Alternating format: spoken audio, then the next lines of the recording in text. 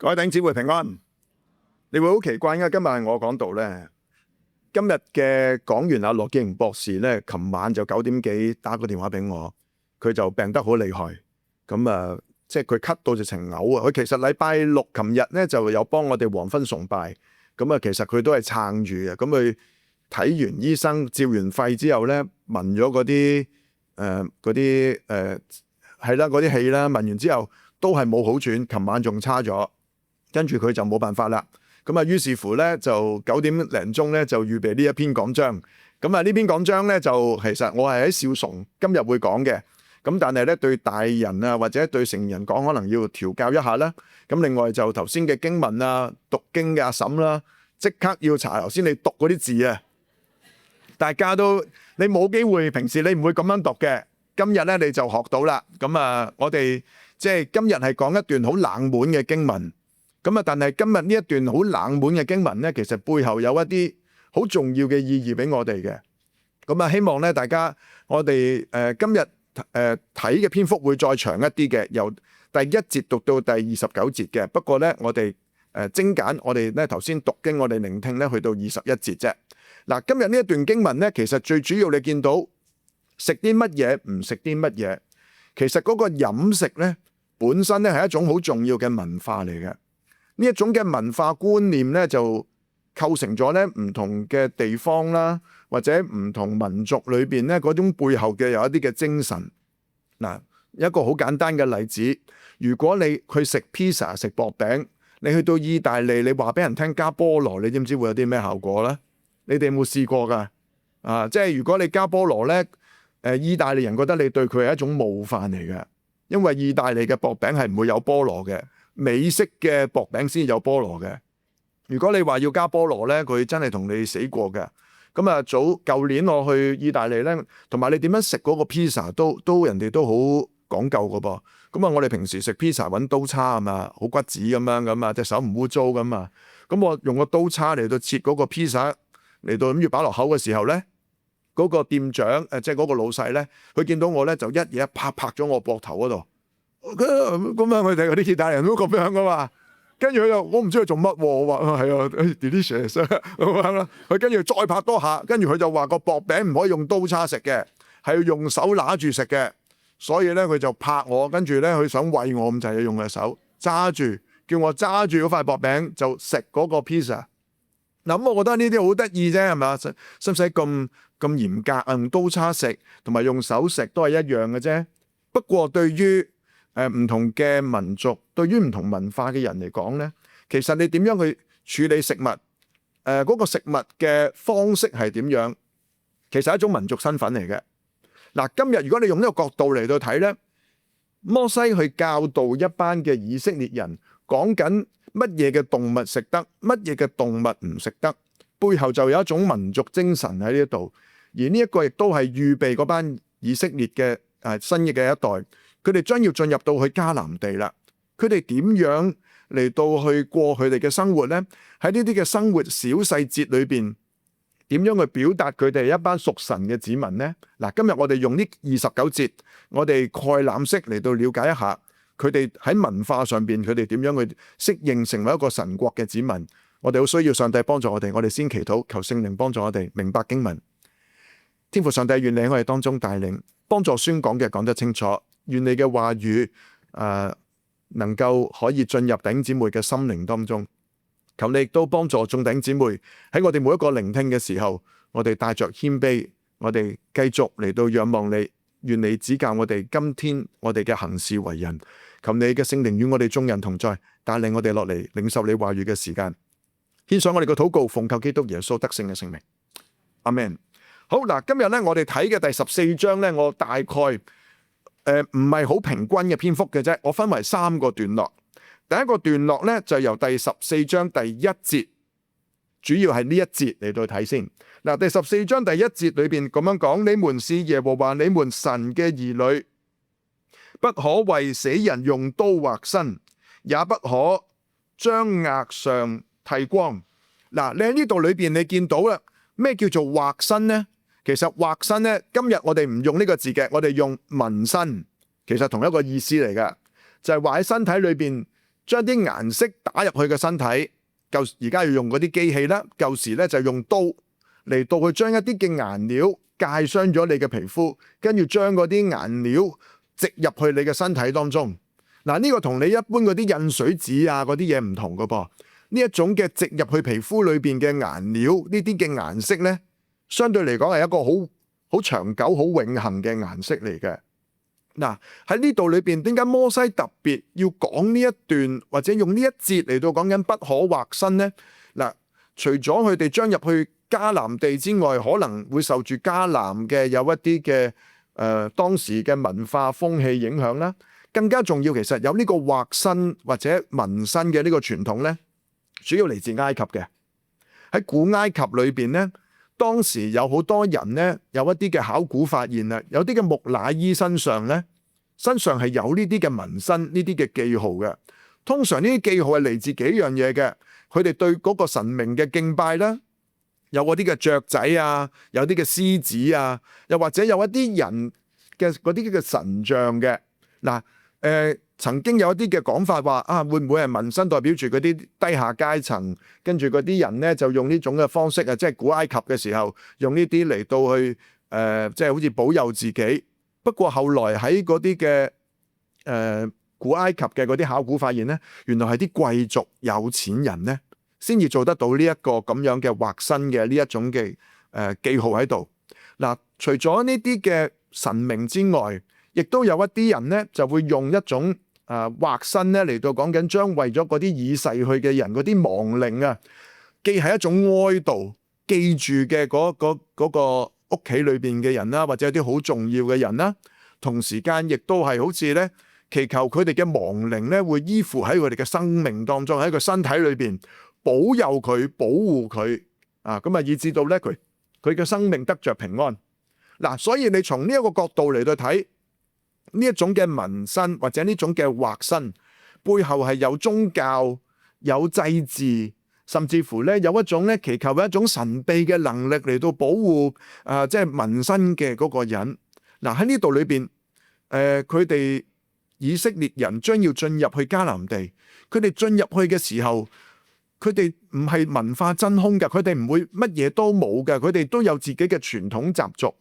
經過幾百年喺埃及地作為奴嘅嗰啲嘅人嗰種嘅生活，即使脫離咗佢哋。但係生活習慣或者喺嗰啲嘅以色列百姓當中，或多或少咧都會將舊時古埃及嘅嗰啲嘅文化帶到喺佢哋嘅生活當中。而進入去迦南又進入一個新嘅文化。如果喺呢一度裏邊，摩西唔幫佢哋清一清，或者有一種意識清晰知道佢哋做緊呢樣嘢唔係上帝嘅吩咐，或者呢樣嘢唔合乎上帝嘅心意咧，佢哋將來就會好迷失嘅啦。嗱，所以喺呢一度裏邊第一個節數第一節，佢就講到即係你哋既然要脫離埃及，你哋要進入迦南地，就唔可以為咗死去嘅人劃自己嘅身體，甚至乎唔係淨係純粹為死去嘅人。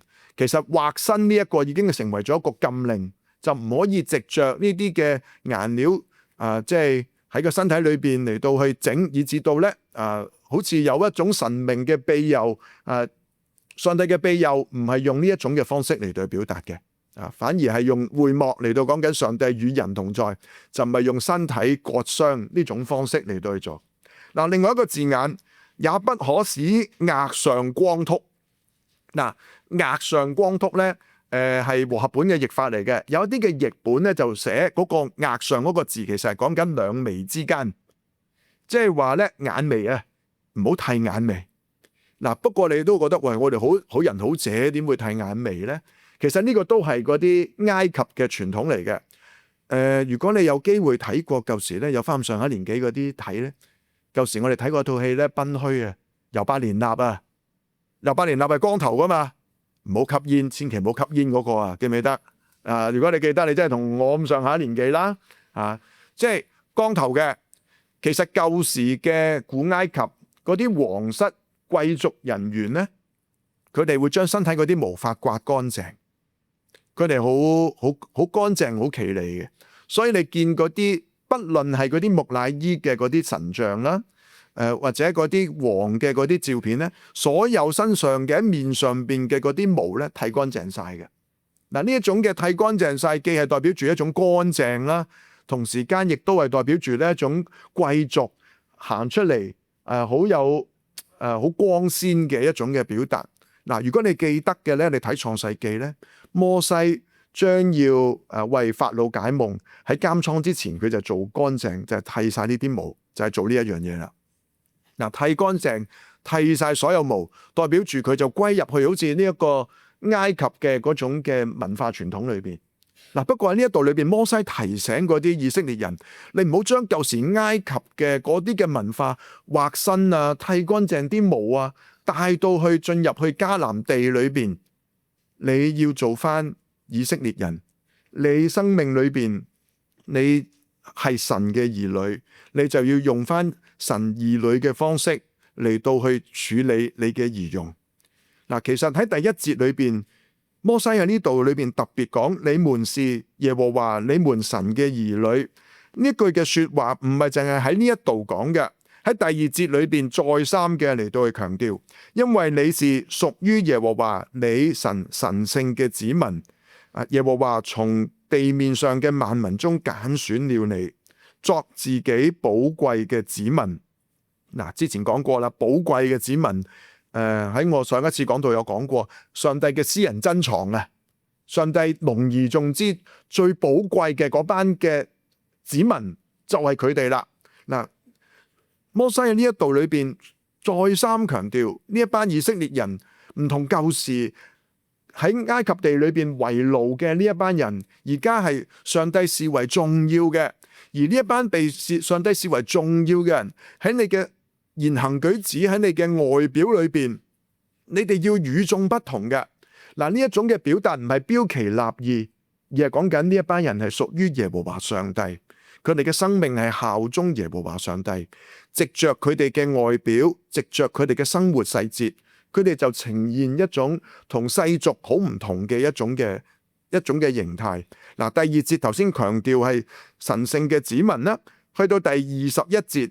呢個關於食嘢嘅呢一個嘅段落，其實都係再一次嚟到去講。21節嘅後半橛就講到，因為你是屬於耶和華你神神聖嘅子民。嗱，21節一頭一尾，佢係咁樣嚟到去包住，嚟到去叮囑勉勵整個嘅以色列民族，你哋係同一般嘅其他子民或者其他民族係唔同，你哋就要好好咁樣凸顯自己。嗱，今日呢一段經文咧，特別係講緊第一節，講緊關於劃身嘅經文咧。有啲弟兄姊妹咧就會覺得，喂，牧師呢一個會唔會係就係純粹舊約啊？嗱，因為後來講緊食得唔食得嗰啲嘢，今日我哋基督徒都食噶，包括食豬，係咪？嗰嚿豬腩肉我琴晚先食完，係嘛？冇理由噶。咁嗰啲只係應用喺以色列人嗰度，未必。我哋新約信徒，我哋跟耶穌噶嘛，會唔會凌駕於喺唔需要跟隨呢啲嘅泛民族節身上呢？嗱，好多人咧去睇呢啲嘅經文，就覺得舊約還舊約啦，唔關自己事，所以咧佢就覺得嗰樣嘢咧讀咗當係一個資訊，知道就笑就算啦。嗱，不過如果我哋咁輕忽嚟到處理舊約咧，我哋有好多中間裏邊重要嘅元素，我哋錯失咗嘅。講翻頭先嗰個劃身嘅呢個例子，有啲年輕嘅弟兄姊妹問牧師：我可唔可以去做紋身？其實佢唔係問你可唔可以，如果你話唔可以，佢都照去做嘅。好多時啲後生仔係咁，其實佢係想覺得你好似 blessing 佢，支持佢，祝福佢呢一個嘅決定。嗱，對我嚟講，我覺得我唔會贊成，唔會鼓勵啲弟兄姊妹去做呢一樣嘢。即或你紋個耶穌像喺度，整個十字架喺度，我都覺得唔係呢個聖經對我哋嘅教導。嗱，首先喺呢一度裏邊，佢講到嗰個紋身背後呢一種嘅形態係有異教同埋舊時嗰啲古埃及嘅嗰種迷信嘅色彩含喺當中嘅。而呢一種嘅觀念去到今天社會，同樣都係一樣有呢種咁樣嘅觀念嘅。今日好多即係坊間裏邊講緊即係雖然五花八門係咪，但係我哋對於我哋中國人社會嗰個文化、嗰個民生嘅嗰個文化記號本身，都係講緊一啲嘅外邦神明啊，又或者咧有一啲佢哋自己有啲神秘嘅經歷啊。如果你真係見過呢一啲咧，你會個心裏邊打個突嘅啊。我喺舊時我喺突破咧，我有一個同事，咁啊舊時係黑社會嚟嘅，咁啊嗰次去到海灘咧。咁啊游水啦，係咪？佢一打開件衫，哇！你基督徒嚟喎，但係成個觀音紋咗喺背脊嗰度。跟住我話：哇！好巴閉喎，你後邊嗰個公仔。跟住話係啊，舊時我僆仔曳嗰陣時咧就紋㗎啦，好貴㗎咁講。咁我話你咁你信咗主之後點啊？搣唔甩啊，冇辦法喎，而家都做唔到。咁所以成程就係紋住個觀音喺個背脊，就一齊唱詩祈禱喺個海灘裏邊打嚟七啦，就係咁啦。好多時，今天背後民生都係有呢一種咁樣嘅文化意涵喺度。我再問你，舊時點解會做一樣咁樣嘅舉動嘅咧？佢話：舊時我哋劈友，我哋或者我哋出嚟行嘅保佑啊嘛，帶個杖都唔夠啊！呢啲啊隨身攜帶，咁你就跟實你，所以嗰種同在感好強㗎。舊時我哋係咁諗㗎。不過我信咗耶穌之後，嗰個同在知道唔係用呢種方式啦，同埋呢種其實係我舊時唔識諗先咁做嘅啫。嗱，我要講啲咩呢？弟兄姊妹，嗰個民生背後可能去到今天冇嗰種神秘果效，但係喺個文化裏邊呢，我哋要區分，我哋唔好做一啲絆倒人嘅嗰啲嘅事，嗰啲嘅工作。即或你紋個十字架喺度，聖經從來都冇叫我哋將十字架紋喺個身嗰度，就令到我哋變得好敬虔，或者呢樣嘢提醒自己。真正嘅話語唔係紋喺個身嗰度，真正嘅話語要藏喺個心嗰度。如果我哋真係真誠要去跟隨基督，我哋唔係從肉體、從嗰啲顏料裏邊令到我哋與眾不同，反而係我哋嘅心靈裏邊有上帝嘅話語，以至到咧我哋嘅行事為人，藉着呢啲嘅話語嚟對端正我哋嘅人生。嗱，所以第一點喺呢度裏邊，摩西雖然個篇幅唔係好長，但係佢就話俾嗰啲以色列人聽，你唔好帶翻埃及嘅文化進入去迦南地裏邊。成個文化，成個以色列民，佢哋係上帝寶貴嘅子民，係屬神嘅子民。好啦，我哋睇第二個段落啦。嗱，因為啲字唔識讀，我驚獻醜，我唔讀啦。頭先阿嬸讀咗啦。不過咧喺呢一段經文裏邊，由第二節至到第21節，不斷又不斷嘅嚟到去重複講緊可以食，可以有啲嘢係唔可以食。嗱，我哋先睇下第3節至到第8節嗰度，就係話有啲可憎嘅嗰啲嘅肉啦，即係跟住佢就講完可憎嘅肉之後呢，佢就講到邊啲肉係可以食嘅。嗱，好具體講到一啲係普遍喺屋企裏邊或者放牧養嘅，甚至乎有啲野生嘅，呢啲嘅肉呢係可以食嘅，係牛啦、綿羊啦、山羊啦、鹿啦、羚羊啦、狍子啦，係咪讀狍？我唔記得咗啦。係啦，咁啊等等。嗱，呢一類嘅動物係分蹄分成兩瓣又倒嚼嘅，分蹄分為一分為二，而且可以倒嚼嘅，呢啲喺上帝眼中視為潔淨，佢哋就可以食啦。但係如果嗰啲係倒嚼或者分蹄之中不可吃嘅，即係是但一樣嘢有分蹄又或者倒嚼是但一樣嘢呢，嗰啲就視為不潔。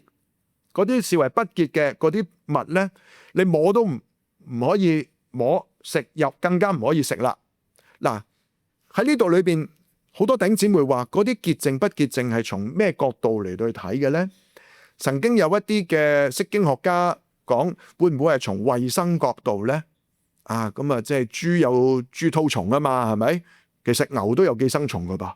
嗱，如果純粹當時我哋用衛生角度嚟到睇呢，有啲係解釋唔到嘅。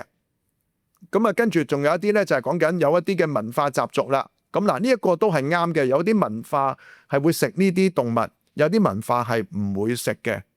嗱，不過有啲地方都係解唔得通嘅，到最尾，其實咧，釋經學家都係講緊嗰個潔淨與不潔淨嗰種動物。到最尾訴諸於係咩咧？只係上帝主觀或者上帝嘅旨意嚟嘅啫。上帝話咗呢樣嘢食得就食得，呢樣嘢唔食得就唔食得。呢個係到最尾係訴諸於上帝對動物食得動物嘅嗰種嘅睇法。嗱，所以咧，我哋今日就冇得完全去拗嘅，或者我哋完全冇辦法有一個通則嚟到去有條定例嚟到去講嘅。阿摩西呢度裏邊講到倒嚼同埋分蹄嘅分為兩瓣嘅嗰啲先食得，其他嗰啲都視為不潔就唔可以食啦。嗱，仲有一樣嘢咧，就係嗰啲嘅不潔嘅被視為食落肚不潔嘅嗰啲嘅動物，唔係等於咧上帝好憎嗰隻豬，唔係上帝講緊嗰個可憎嗰個意思咧，唔係講緊上帝創造咗出嚟，但係又好憎佢，唔係講緊嗰種情感上邊嘅憎惡，而係食落肚裏邊嗰種嘅憎惡。嗱，我咁樣講都好似好複雜，你用翻文化角度你就知啦。早幾十年前咧，或者舊時國內有啲人冇嘢食，或者中意食咧，食狗肉啊，有啲人中意嘅係咪？有啲人點頭啊，你咪食過？有啲人話中意食狗肉嘅，舊時有啲人，但係今日呢個世代，我哋唔會食嘅，我哋覺得係朋友嚟噶嘛，係咪？如果你喺西方社會，你話食狗肉，人哋打你噶噃。嗱，即係就係一種咁樣啦。嗰個憎惡唔係嗰種動物係可憎，而係食呢個行為令到人哋好憎惡啊！哇，咁你都咁去做嘅？又或者嗰次有機會咧去到日本啊，但係都係好現代嘅社會啦。嗰次去食，哇！我爭啲食咗就係食馬肉啊！點會食馬肉㗎？即係我哋覺得哇咁核突嘅，哇！但係我見到隔離台嗰陣食到唰唰聲嘅喎。我哋覺得唔係嗰種動物污糟，而係食呢個行為令人帶嚟憎惡。嗱，你用呢個角度嚟到睇，嗰種嘅潔淨與不潔淨，唔係睇緊嗰種嘅動物本身，而係睇緊嗰個食。或者你同佢，你點樣對待佢嗰個行為嚟到去界定佢係咪潔淨與不潔淨，同埋可憎與唔可憎。嗱，如果你用呢個角度嚟到睇呢，跟住落嚟所講嘅嗰啲嘅魚啊，即係水松裏邊有刺有鱗嘅就可以食啦，冇鱗冇刺嘅就不可食啦。嗱，我哋今日食有啲魚鱔啊，都係應該冇鱗冇刺嘅，係咪？咁啊唔食得啦。即係今日，但係我哋食盤龍鱔噶嘛，我哋中國人係咪？嗱，但係喺舊約喺摩西裏面講到，嗱，呢啲嘅食物對佢哋嚟講係可憎惡之物，你哋唔可以食。嗱，到最後就係食緊嗰啲嘅雀鳥啦。嗱，雀鳥佢哋都會食嘅。嗱，咁啊就呢度講咗有唔同嘅動物係唔食得㗎啦。咁啊有鵪鶉就食得啦，係咪？上帝用東風吹嗰啲嘅鵪鶉即係喺以色列人喺曠野裏邊就食呢啲嘅雀仔嚟到佢有肉食，令到佢哋有啲補充一啲蛋白質。喺可以同埋唔可以食嘅過程裏邊，潔淨與不潔淨，其實就係從呢啲生活嘅細節裏邊，藉着佢哋食嘅食物，以至到反映咗佢哋自己嘅生命嘅人生。西方有一句諺語講緊啊 ，You are what you eat， 你就係你所吃嘅。呢句說話唔係就係純粹講緊你中意食乜，你就係一個咩人，而係背後有一種嘅文化。我哋嘅背後嘅文化端正緊、左右緊我哋嘅口味啦，我哋對於事物嘅判決啦，即使幾咁飢餓都好，我哋都唔會食啦。嗱，呢啲就係呢一種嘅文化觀念咧，塑造咗我哋整個文化嘅人格。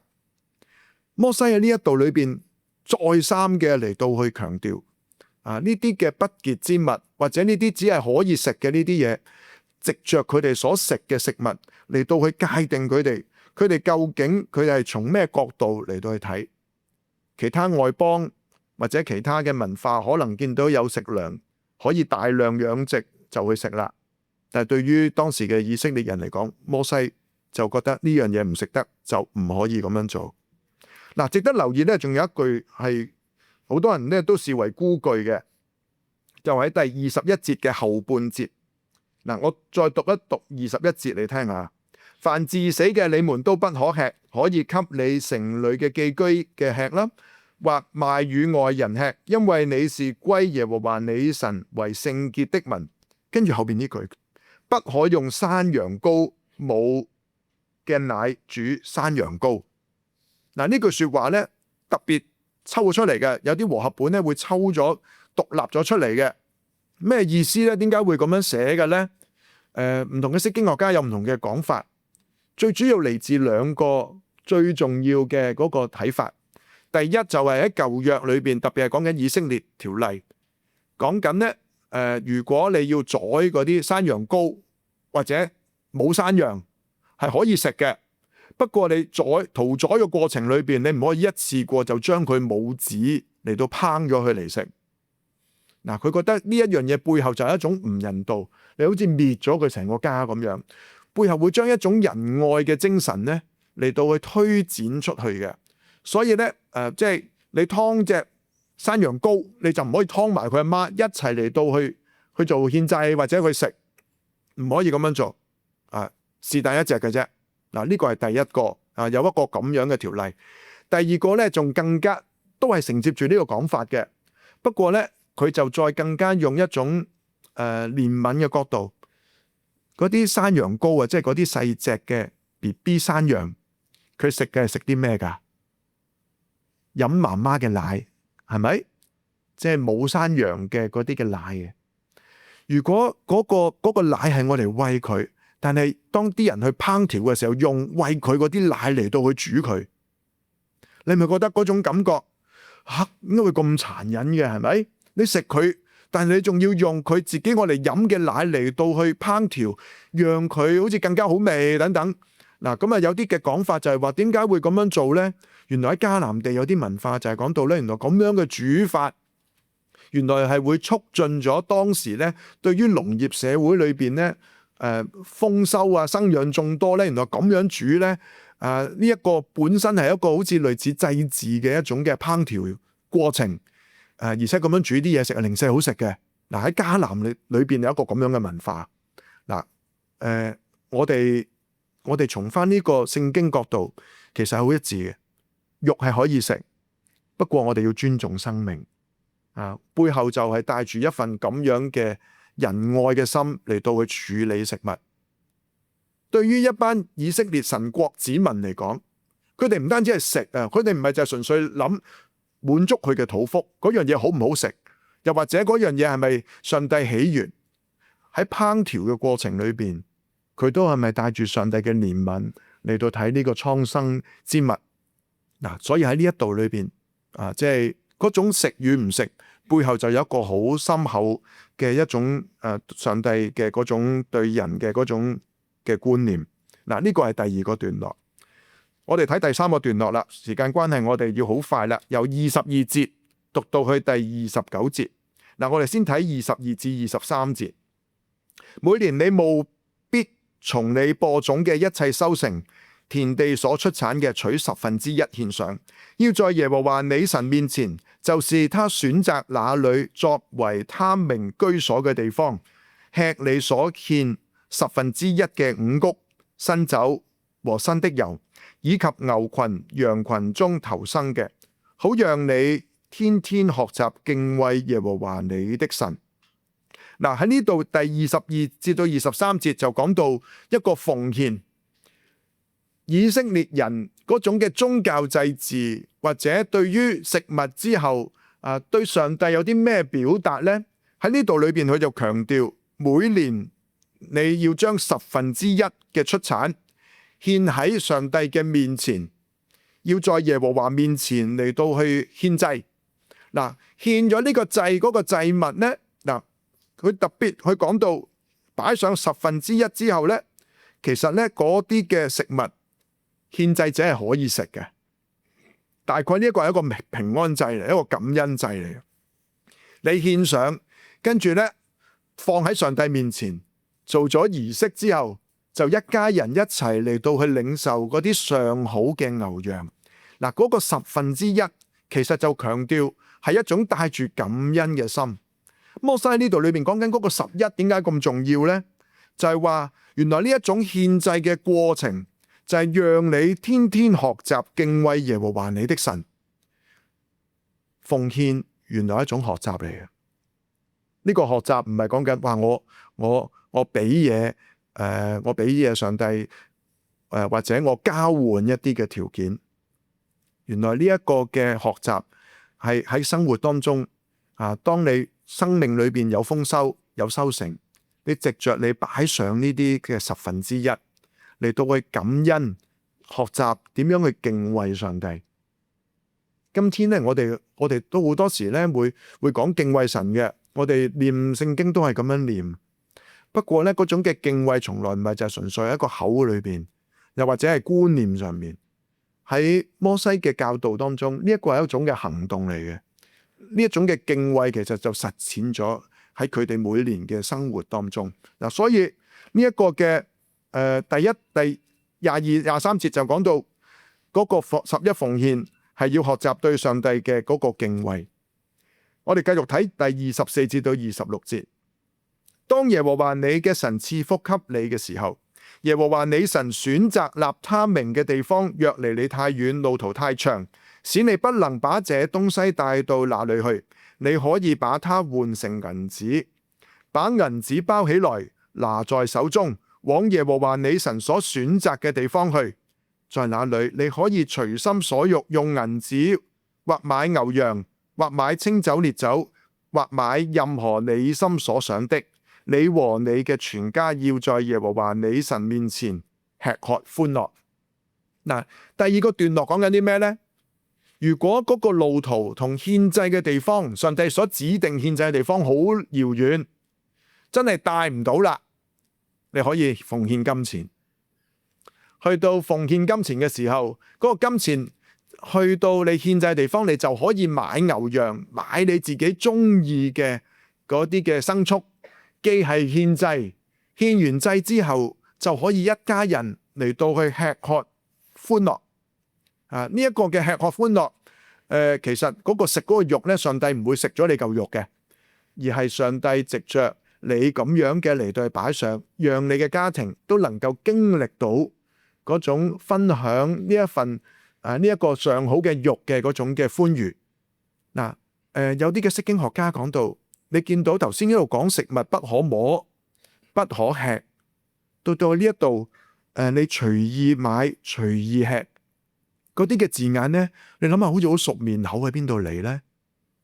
創世記伊甸園裏邊，上帝話落伊甸園裏邊園中所有嘅樹上嘅果子你都可以食，唯獨是呢一棵唔食得，就係分辨善惡樹，食咗你會死嘅。同樣呢一個嘅意象都放咗喺呢一個食物同埋分享嘅呢一個嘅神學觀念裏邊，喺你嘅吃喝當中係有條界線嘅，有啲嘢你食得，有啲唔食得，而食得嘅目的，上帝就係要將豐盛快樂帶俾你，將呢一份喜悅同你家人嚟到去分享。嗱，所以呢個隨意吃、隨心所吃喺上帝嘅規矩裏邊，喺上帝嘅規範當中。呢一班人係可以吃喝快樂，而且係上帝嘅心意嚟嘅。好，我哋再睇最後一個段落，27節到29節。除咗自己屋企快樂之外，27節到29節，佢要將你嘅快樂同人哋分享。住在你城裏嘅利未人，你不可離棄他，因為他在你那裏沒有分得產業。每3年嘅最後1年，你要把那一年收成嘅1/10取出來，積存在你嘅城中。那沒有與你一起分得產業嘅利未人和城裏嘅寄居者，以及孤兒寡婦，都可以前來吃得飽足，好讓耶和華你的神在你手裏所作嘅一切事上賜福給你。嗱，喺呢度裏邊呢，佢特別上帝要將個焦點放喺嗰啲嘅能夠有能力有出產嘅人，11奉獻每年之外呢，每3年仲要做多個額外嘅11，額外嘅11奉獻係為咗啲咩人呢？